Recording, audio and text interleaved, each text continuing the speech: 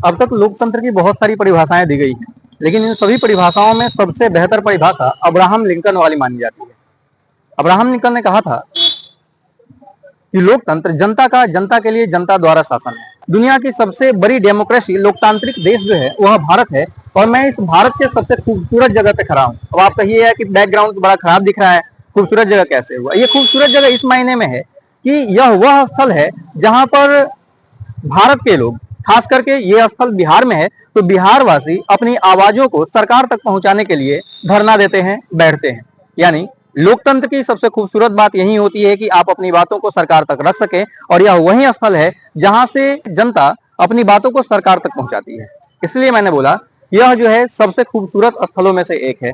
आइए मैं इसका बैकग्राउंड दिखाता हूं आपको। इस जगह को बिहार सरकार ने बनाया है। क्यों बनाया है? ऐसा होता है कि हमेशा सरकार सही डिसीजन ले, यह जरूरी नहीं है। कभी कभी ऐसे डिसीजन होते हैं जो शायद गलत हो, या फिर कोई ऐसा भ्रष्टाचार हो गया हो जिसके खिलाफ आवाज उठाना जरूरी हो। क्योंकि सरकार में जो लोग बैठे होते हैं उन्हें साफ साफ नहीं दिखता, और नहीं दिखता नतीजा ये होता है कि उनको दिखाने के लिए कभी कभी जो है आंदोलन करने पड़ते हैं। तो उस आंदोलन करने के लिए बिहार सरकार ने एक बड़ा ही खूबसूरत जगह बनाया है। यह पटना के गर्दनी बाग में है। आप देख सकते हैं काफी लंबा चौड़ा जो है सो स्पेस है ये। यहाँ पर जो है सो अलग अलग प्रकार के सभी तरह के लोग आकर के आंदोलन कर सकते हैं। जिनको जिस तरह की बातें सरकार से मनवानी हो, सरकार को कहनी हो, आंदोलन कर सकते हैं। एक बिहार के बहुत ही फेमस कवि हुए रामधारी सिंह दिनकर। उनका एक बड़ा ही फेमस जो है कविता है। उस कविता का बोल है, सिंहासन खाली करो कि जनता आती है। यह उन्होंने कब कहा था और कहां कहा था? तो आपको जान के हैरानी होगी कि यह बात उन्होंने लाल किला के प्राचीर से कहा था कि सिंहासन खाली करो कि जनता आती है। यानी जनता जब आएगी तो सरकार को सिंहासन खाली करना पड़ेगा। लेकिन मैं आपको बता दूं कि यहाँ 17वीं बीपीएससी के री एग्जाम को लेकर के, री एग्जाम क्यों? क्योंकि 17वीं बीपीएससी में बहुत सारे प्रकार के भ्रष्टाचार हुए हैं, और इसके री एग्जाम को लेकर के पिछले 50 दिनों से ज्यादा समय से बच्चे यहाँ पर धरने पर बैठे हुए हैं, लगातार बैठे हुए हैं। लेकिन उनको सुनने के लिए, ना तो उनको देखने के लिए सरकार का एक आदमी तक आया है। अब क्या लगता है कि आपको जो लोकतंत्र की खूबसूरती है वो बची रहनी संभव है? क्या लोकतंत्र की खूबसूरती बची रह सकती है?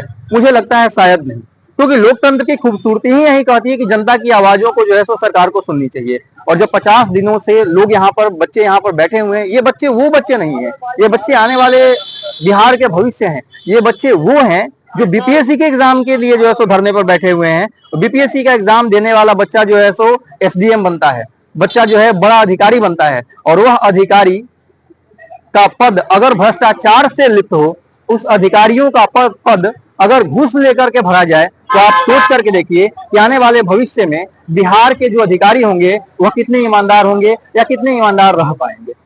शायद मुझे लगता है कि ईमानदारी तो दूर दूर तक नहीं होगी, क्योंकि जो व्यक्ति 10 लाख, 50 लाख, 20 लाख, 1 करोड़ रुपया खर्च करके अधिकारी बनेगा, शायद चाह करके भी वह ईमानदार नहीं रह पाएगा। इतना ही नहीं, यहाँ आप देख रहे हैं किनको? तो बीपीएससी, 17वीं बीपीएससी के स्टूडेंट को। लेकिन इसके आगे एक और जगह है, वहां पे शायद किसी की नजर नहीं जा रही है। यह वह जगह है जहां पर आपको शिक्षक बनने वाले लोग बैठे हैं। शिक्षक, आप समझ सकते हैं कि शिक्षा का दूध एक ऐसा दूध है जो पिएगा वही दहा। लेकिन अगर शिक्षक की बहाली में ही अनियमितता हो जाए तो शायद बड़ी मुश्किल है कि इस चीजों को जो है सो। मुझे लगता है कि जिस तरह से सरकार ने लोगों को अपनी बात रखने के लिए इस स्थल का निर्माण किया है, उसी प्रकार से सरकार को समय समय पर इस स्थल का निरीक्षण भी करना चाहिए। कभी कभार घूमते फिरते देखने इस जगह को जरूर आना चाहिए, ताकि उन्हें वास्तविक स्थिति का पता चल सके। उन्हें यह पता चल सके कि वर्तमान टाइम में उनके जो जनता है, जिन्होंने उनको वोट देकर के अपने मस्तक पर बिठाया है, उस जनता की समस्या क्या है। लेकिन यहाँ तो पिछले 50 दिनों से अधिक हो चुके हैं, और बीपीएससी के आंदोलन करने वाले बच्चों की सूझ तक नहीं आई। सरकार का एक व्यक्ति तक उनसे अब पूछने तक नहीं आया आखिर में जो है उनकी समस्या क्या है। अरे ठीक है, आप जो है सो अपने जिद पर अड़े हुए हैं कि नहीं बीपीएससी का एग्जाम नहीं होगा, कम से कम उनसे आकर के बात करने में क्या जाता है। ये सभी आपके कहीं ना कहीं बच्चे हैं, ये सभी लोग आपके भरोसे बैठे हुए हैं, और आपको अपना जो है सो सरदार चुना हुआ है। तो सरदार का केवल यह फर्ज नहीं होता कि गद्दी पर बैठने के बाद अपनी जनता को भूल जाए। सरकार का यह भी फर्ज बनता है कि जब गद्दी पर वह बैठे तो हमेशा इस बात को याद रखे कि उन्हें इस गद्दी पर बिठाने वाला था कौन, उन्हें इस कुर्सी पर बिठाने वाला था कौन। क्योंकि लोकतंत्र की एक और सबसे खूबसूरत बात होती है कि यहाँ जो है आप आजीवन कुर्सी पर नहीं बैठ सकते। अगले 5 सालों के बाद उठा करके जनता आपको इतना दूर फेंकेगी कि आपका अता पता नहीं चलेगा कि आप कहाँ गए हैं।